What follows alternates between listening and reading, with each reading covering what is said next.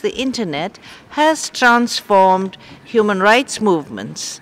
States can no longer exercise control based on the notion of a monopoly over information.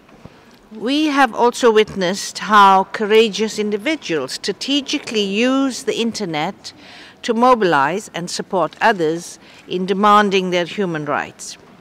I'm concerned that websites continue to be blocked in many countries, either permanently or through the use of just-in-time blocking during specific periods of political significance.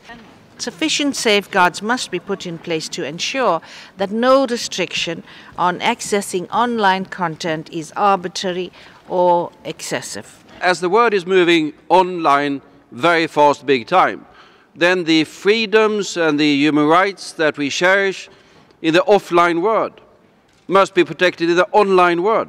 Because if that doesn't happen, what will happen is that as we switch on to the world, there's a risk that we switch off the freedoms. That's the fundamentals of it. So it is a consequence of a profound technological shift in the world, affecting all of our societies, and it affects the way in which we can protect human rights and freedoms. I mean, freedom on the net, the fight for freedom on the net, is the new front line for fight for freedom throughout the world. And we do not need new standards of human rights. The standards exist. Articles 19 and 20 of the ICCPR are very clear, and all the other standards of human rights doctrine and human rights principles apply online as they do offline, whether it be through oral word, written word, or art, or any other form of expression. It can have the same basic principles. What we're seeing now is really the challenges are mounting to keep that type of freedom available.